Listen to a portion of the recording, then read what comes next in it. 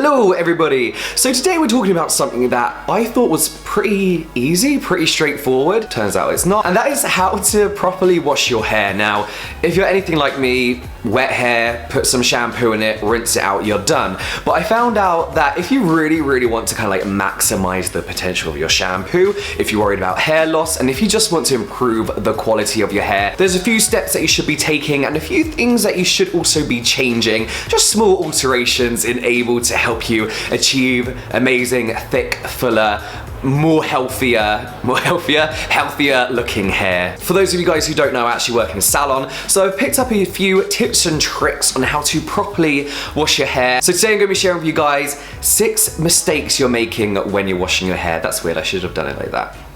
6 mistakes you're making. No. So the first mistake you're probably making is applying shampoo to wet hair.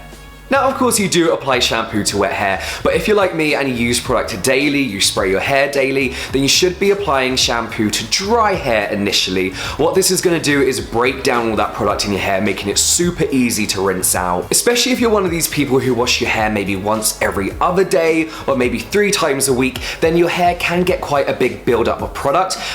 Take a look at my video of why I now wash my hair every single day. I got some product buildup in my hair, but to prevent this, I've been taking this step. So what I do now before I jump in the shower is take some shampoo, work that in between my fingers, and then rub that into the places where I'm applying the most product, which for me is the front coiffy part of my hair. And I just kind of work that in with my fingertips, really rubbing, trying to break down that product. Then jump to the shower, rinse away with water, and then apply my normal shampoo, conditioner, whatever it is I'm doing on that day. So you should be doing this whenever you are shampooing your hair. The second mistake you're probably making is using hot water. I'm one of these people who like a cold shower. I hate really hot boiling baths. I hate really hot showers because it's actually really bad for your skin. It can dry out your skin completely, lead to itchy, flaky skin, and this is the same for your scalp.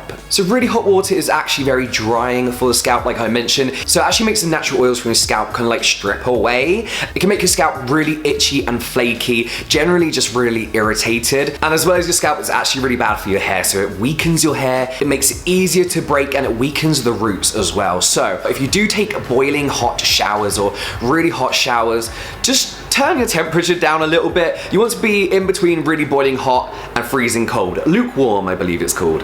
But if you really can't tear yourself away from your hot showers, just give yourself a blast of cold water at the end of your shower, and this should do the trick. You will notice a difference. You'll notice within a week that less hair is coming off in your brushes, combs, and when you style your hair, that you're going to see less hair in the sink as well. The third mistake you could be making is scrubbing vigorously at your hair with the shampoo. We all love like a good kind of like nails in the scalp, kind of like itchy, scratchy, kind of like nice little thing going on when we shampoo our hair. It's just nice to have a good scratch. But again, this can weaken the roots of your hair and you're basically just ripping out your hair. Like when you're scrubbing at it, you're just pulling it out by the root, or at least making it looser and more prone to hair loss. So instead of using your fingertips, you want to use the flats of your fingers and gently massage. You know, this should be the bit that takes the longest in your shower routine. You want to give yourself a nice head massage. There's loads of tutorials on YouTube of how to do this. Don't scrub, just rub nicely. And that brings us on to the fourth mistake you could be making. You could be actually applying your shampoo to the wrong place and your conditioner to the wrong place.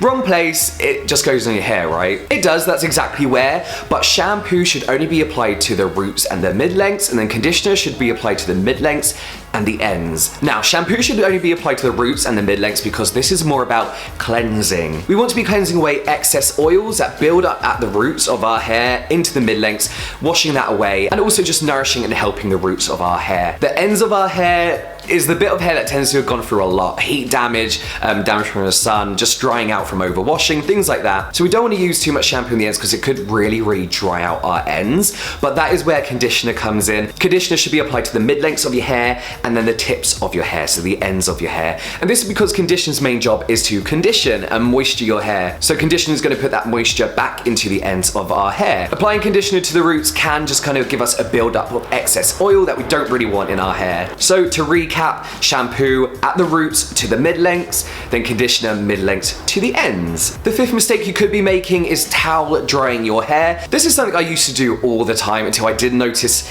once I towel dried my hair, bits of hair would be falling out or left on the towel. When your hair is wet, it's extremely vulnerable. Not vulnerable, it's kind of weak. So we've got to be extra careful with our hair when it is wet. So when you're going in and towel drying your weak hair, you can cause serious damage to your hair shafts. So if you are worried about hair loss and hair fall, you might want to skip this step altogether, because you can pretty much rip out your hair from the root, which is not what we want when we want thicker, fuller hair. Basically, the dry texture of the towel can also add more frizz to the hair as well. It can give you split ends, split the hair, weaken it, and cause frizz. So what you want to do instead, now I've never seen a microfiber towel, but apparently they're a thing, you can use them. You could also use an old cotton t-shirt to either wring out your hair or kind of dry out your hair. But what I personally like to do is very, very gently kind of squeegee my hair with my fingers. So when my hair's wet while I'm still in the shower and the shower's off, I kind of get my fingers like that, start here, then just gently push on my hair, and you like kind of squeegee out all the water and it'll like fall out of your hair.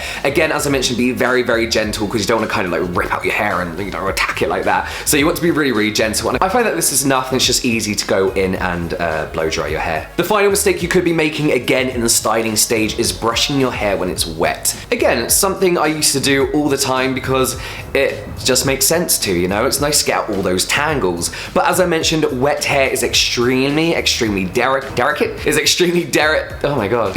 delicate and weak. So when you're brushing your hair, you can actually, of course, rip out your hair from the roots, as a lot of this stuff does, or it can break your hair in half. But this is an important part of the styling stage for me. So what you can either do is buy a tangle teaser. These are pretty expensive for what they are. You can get cheaper versions, but all that is a really delicate brush that you can run through your hair, gets rid of any tangles without ripping out your hair, so it's perfect for wet hair. Or you can simply get yourself a comb with wider teeth. All this is going to do is make sure it's not tugging at your hair, not ripping your hair in half. It may take a little bit longer to comb through your hair, but that's better than not having hair, basically. So yeah, there's some really easy steps you can take to improve the quality of your hair, reduce the risk of hair fall and hair loss, to make sure you get the most out of your shampoos, conditioner, any kind of products, and just to keep your hair looking nice and healthy and keeping your hair happy as well. The majority of that was new to me, but I hope you guys learned a little bit as well. If you have any more tips and tricks, or if you learned something new, please let me know down below. Thumbs up if you learned something new, because it's always good to me to know what is useful and what isn't for you guys. Comment, subscribe, all the usual. You guys know what to do here on YouTube. Yeah, but that is it for now, guys. I will see you next time.